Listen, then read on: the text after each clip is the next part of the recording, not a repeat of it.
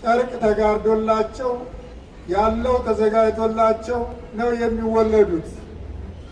ሀብት ያላቸው ደግሞ ሕፃኑ ንፋስ እንዳይነካው ወላዷ ወዲያው እንደወጣች የተመቻቸ የተስተካከለ ምግብ ተዘጋጅቶ በአማረ ቤት ውስጥ ነው ዛሬ እኛ ፍጡራን እንኳን ወደዚህ ዓለም ስንመጣ። መጀመሪያ አምላካችን ወደዚህ ዓለም ሲመጣ እበረት ውስጥ ነው የተኛው። ወገኖቼ ልብ በሉ፣ እበረት ውስጥ ነው የተኛው። ሰባቱ ሰማያትን ሰንጥቆ የመጣ ንጉሥ እበረት ውስጥ ተኝቶ ስታገኙት ምን ትላላችሁ? ይሄ ምንድን ነው?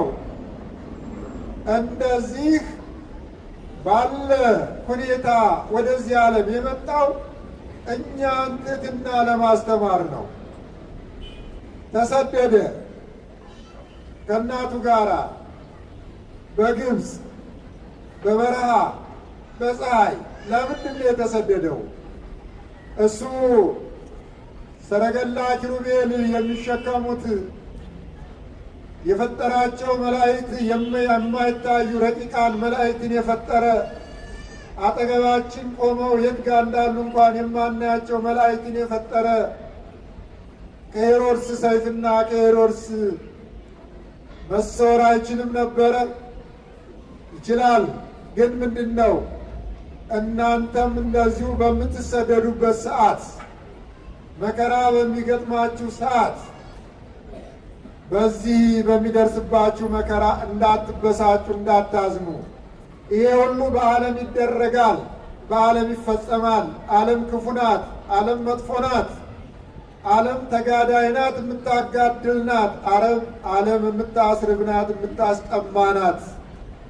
ይህንን ሊያስተምረን ነው። እንደገና መጨረሻ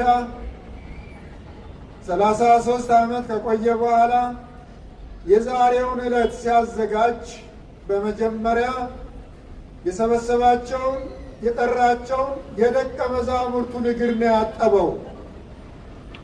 ወገኖች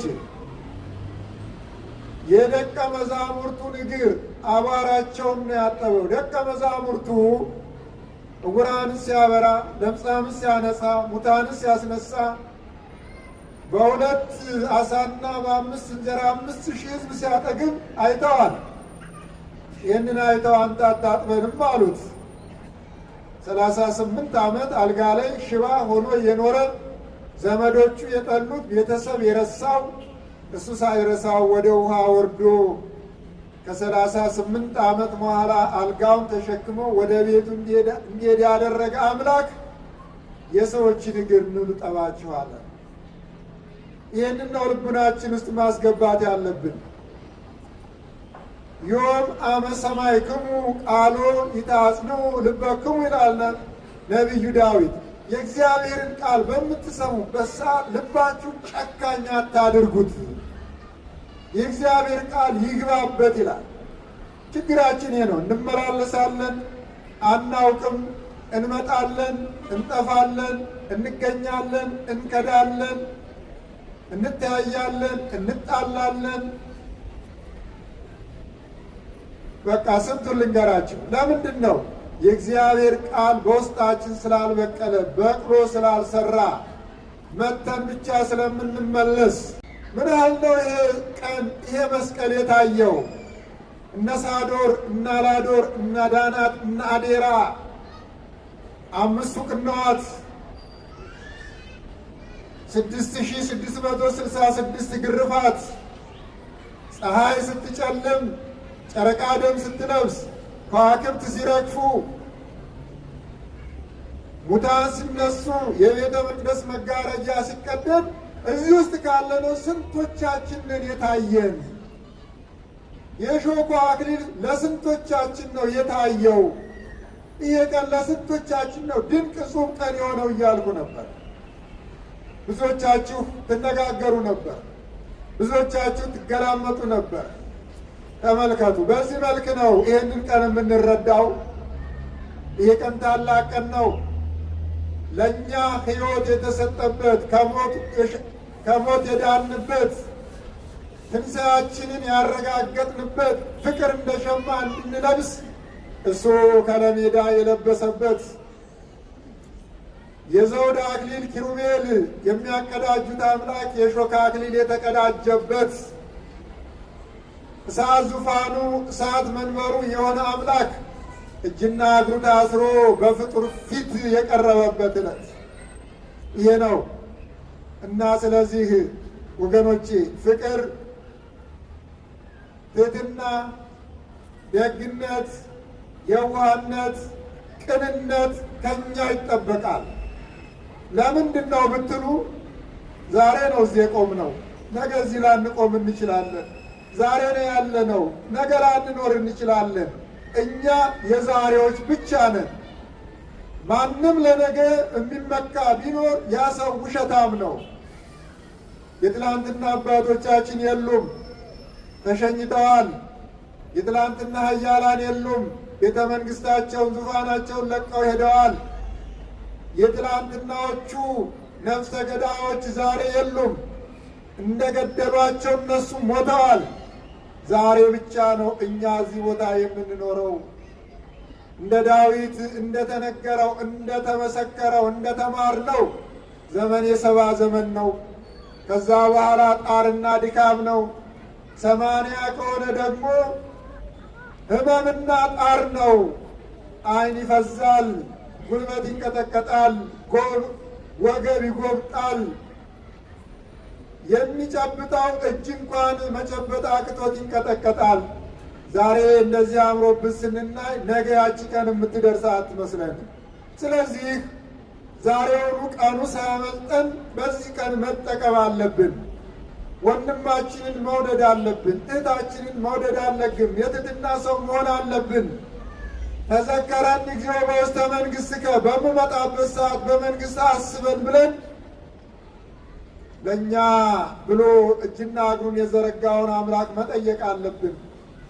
ስለዚህ የእግዚአብሔር ቤተሰቦች የዛሬው ዕለት ለእኛ የሽልማት ቀናችን፣ የነጻነት ቀናችን፣ የበረከት ቀናችን፣ የድኅነት ቀናችን፣ የጥጋብ ቀናችን ነው። አባቶቻችን ይህን ቀን አላዩትም። እነ አዳም፣ እነ አብርሃም፣ እነ ይስሐቅ፣ እነ ያዕቆብ ደጋጎቹ እንኳን ይህን አላዩትም። ትንቢት የተናገሩት እነ ኢሳይያስ ይህን ቀን አላዩትም። በፈለገ ኮቦር እግዚአብሔርን በሦስትነቱ ያዩት እነ ሕዝቅኤል ይህንን ቀን አላዩትም። በመንበሩ ላይ ያየው ሕዝቅኤል ኢሳይያስ ቅዱስ ቅዱስ ብሎ አመሰግነው ይህንን ቀን አላየውም። ነገር ግን ሲመኘው ነበረ። እኛ የእነሱ ልጆች ይህንን ቀን አየን። ከሞት ዳንበት፣ ከረሃብ ጸገብንበት፣ ከጥማት ረካንበት፣ በነፃነት ተመላለስንበት። ከዚህ በኋላ ሞት የለም። እግዚአብሔር ሞትን አልፈጠረም፣ በፊትም አልፈጠረም። ሰዎች ናቸው የፈጠሩት። አታድርጉ የተባሉትን አድርገው፣ አትንኩ የተባሉትን ነክተው። አዎ ይሄ ነው። አታድርጉ የተባለውን ለማድረግ በጣም ደስ ይለናል። ባልና ሚስት ተከባበሩ፣ ንጽሕናችሁን ጠብቁ። ወጣቶች እናትና አባታችሁን አክብሩ። ለምንድን ነው ሀገራችንን ጥለን የምንሰደደው ብላችሁ አስቡ። እግዚአብሔር ሀገራችንን ጥለን እንድንሰደድ ፈቅዶ ነው ለወይንስ ኃጢአታችን በዝቶ ነው? መጽሐፍት ይናገራሉ። የሰዎች ልጆች ኃጢአታቸው ሲበዛ የሚቀመጡባት ምድር እንዳትመቻቸው ያደርጋል ይላል ነቢዩ ኤርምያስ። እንዳትመቻቸው ያደርጋል፣ በምድሩ ላይ ተቅበዝባዦች ያደርጋቸዋል። እኛ ምናልባት የሰው ኃጢአት ነው ይህን ያደረገው ብለን ሊሆን ይችላል። ምናልባት የእኛ ኃጢአት ተጨምሮበት ከሆነ የእኛስ ክፋት ተደምሮበት እስከሆነ እና ስለዚህ እግዚአብሔርን ይቅር በለን፣ እግዚአብሔርን ይቅር በለን እንበለው። አዎ የሰው ሀገር እየተመኘን ኖርን። ያቺ ሀገር እኮ ሰዎች ናቸው ያሉባት። ሀገራቸውን እንደ ሰማያዊት ኢየሩሳሌም እንድንመኛት ያደረጉት እኮ እዛ ያሉት ሰዎች ናቸው። ለሀገራቸው ሰላም ሰጥተው ሀገራቸውን አበልጽገው ተስማምተው ሳይጣሉ የሰው ልጆች ጠዋትና ማታ በስለት መከራ ያዩባታል። ተመልከቱ፣ በስለት መከራ ያዩባታል፣ ይወድቁባታል፣ ይነሱባታል። ያችም ሀገር ናት፣ የእኛም ሀገር ነው። እኛም እንደነሱ ነን።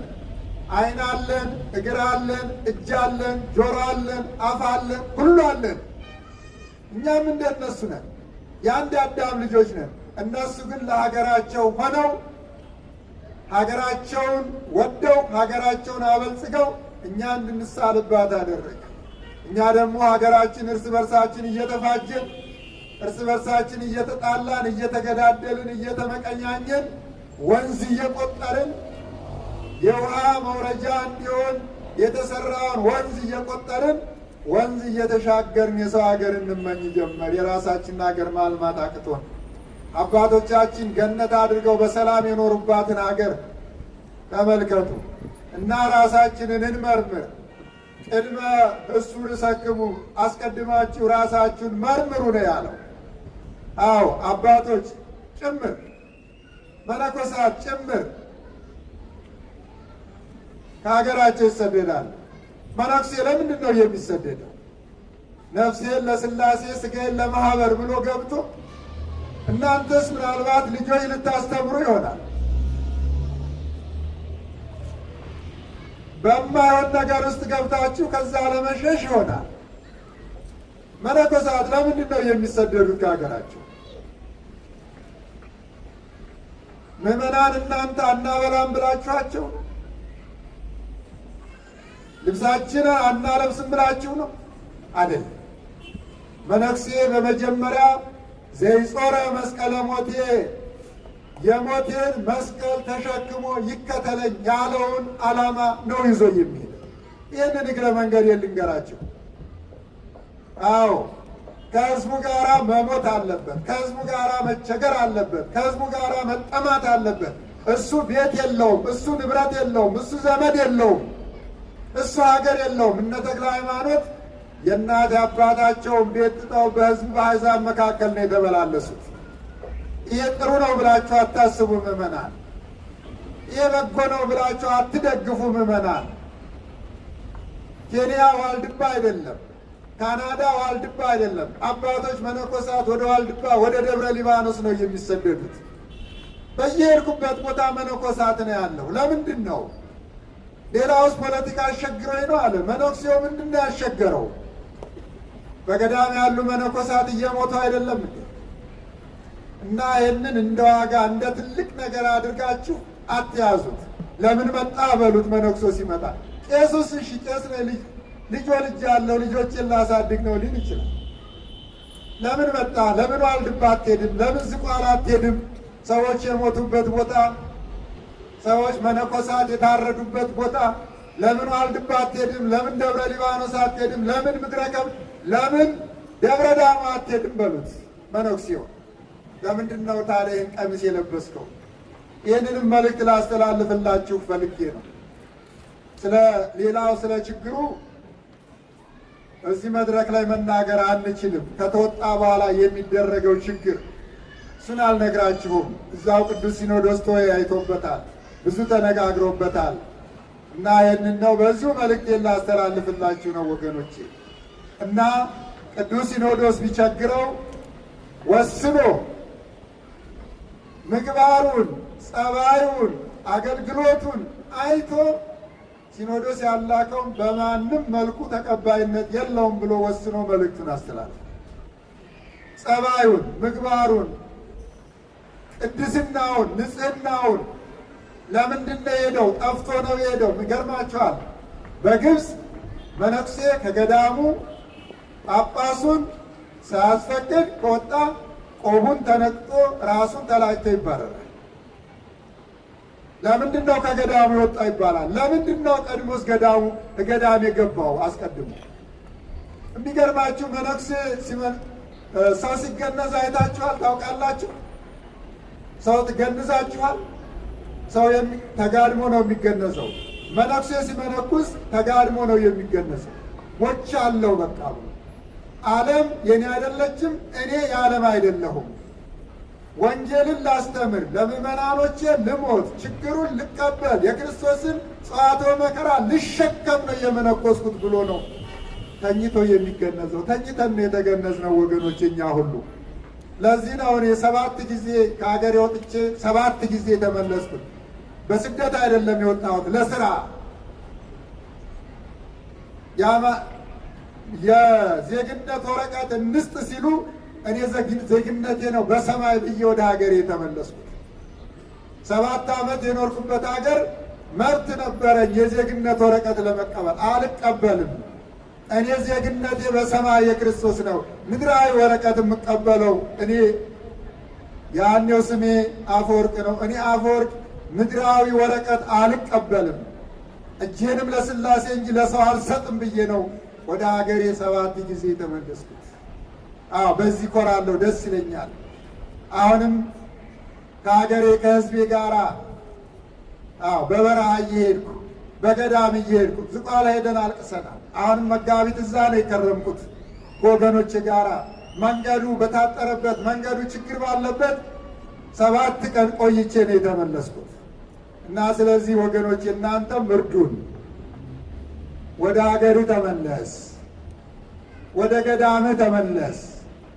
እዛው እንረዳሃለን፣ እዛው እንጠይቃለን በሉ። ይህንን እግረ መንገዴን የነገርኳችሁ። እግዚአብሔር ይባርካችሁ፣ እግዚአብሔር ይጠብቃችሁ። እኛ ሰው ስትፈልጉ ምግባሩ፣ ጸባዩ፣ ሁኔታው የተረጋገጠ አይተን ለክተን መርምረን ለውጭ የሚሆን እንልካለን። ውጭው ደግሞ እንደ ሀገር ውስጥ አይደለም ወገኖች።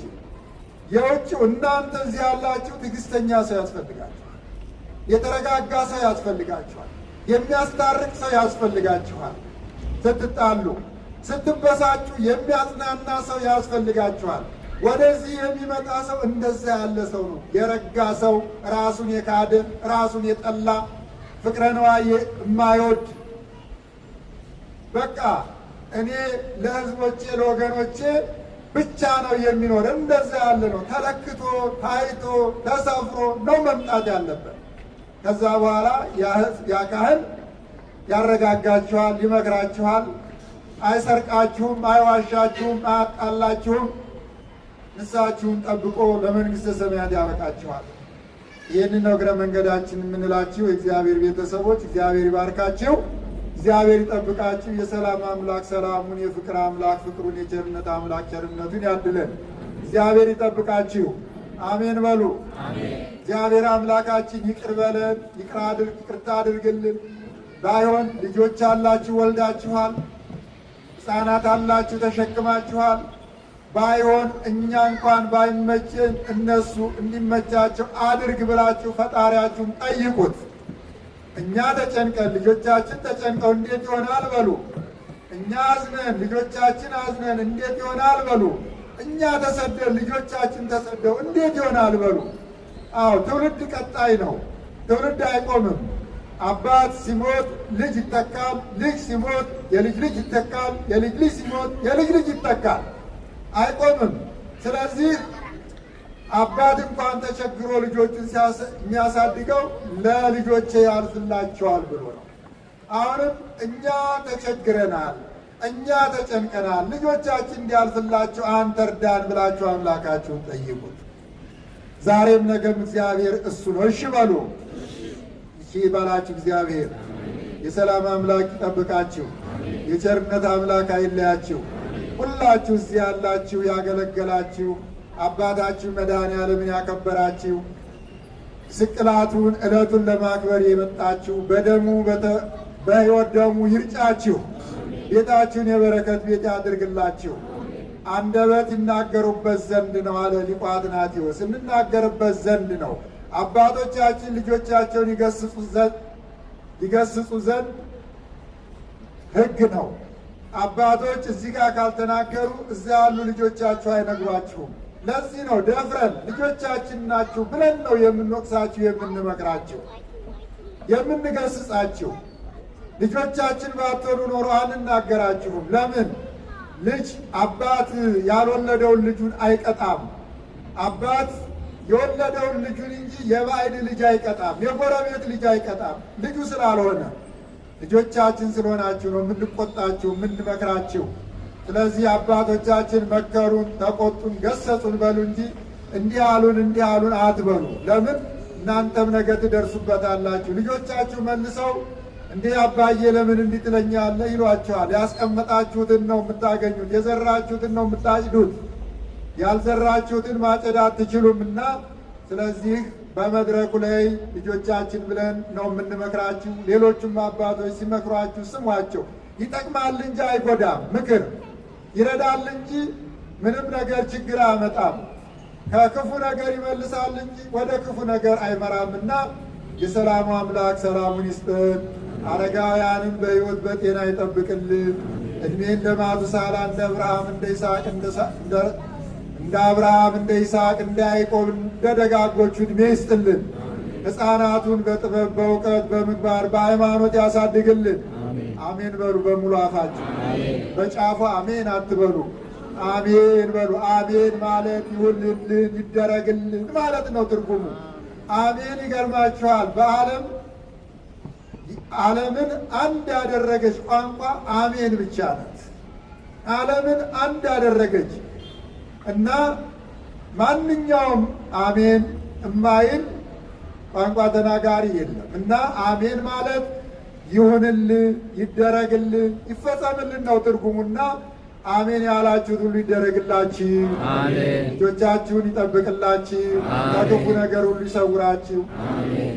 እስከ ዛሬም እየሰወረን ነው የቆምነው ባለንበት። እስከ ዛሬም እየጠበቀን ነው። እስከ ዛሬም የመገበን አምላክ እየረዳን ነውና ለመጪው ዓመት በሰላም እዚሁ ቆማችሁበት ቦታ ቆማችሁ እንደገና መንገድ ያሰባችሁ እግዚአብሔር መንገዳችሁን አቃንቶላችሁ እንደ ዮሴፍ ነው የምላችሁ። ዮሴፍ ከእስራኤል ከሀገሩ ወደ ግብፅ ተሰዷል። ነገር ግን በተሰደደበት በግብፅ ውስጥ ንጉሥ ሆኗል። ወገኖቹን ከረሃብ አድኗል። እንደ ዮሴፍ በባዕድ ሀገር ሞገስ ይስጣችሁ። እንደ ዮሴፍ በባዕድ ሀገር ያንግሳችሁ። እንደ ዮሴፍ በባዕድ ሀገር ያስፋችሁ። እግዚአብሔር የእግዚአብሔር ሀገሩ ሁሉም ቦታ ነው። ቅድም የተናገርነው ለምንድን ነው ሀገር ያልነው? ሀገር ስለሆነች ነው። ግን እግዚአብሔር ሁሉም ቦታ አለ። የእግዚአብሔር ሀገር ሁሉም ቦታ ስለሆነ በሄዳችሁበት ሀገር ሁሉ እግዚአብሔር ምድሪቱን ይባርክላችሁ። በሄዳችሁበት ሁሉ እግዚአብሔር ሞገሱን ይስጣችሁ። የወገኖቻችሁ አለኝታ ያድርጋችሁ። እግዚአብሔር ይባርካችሁ። ለዓመት ያድርሰን ያድርሳችሁ። አባታችን ሆይ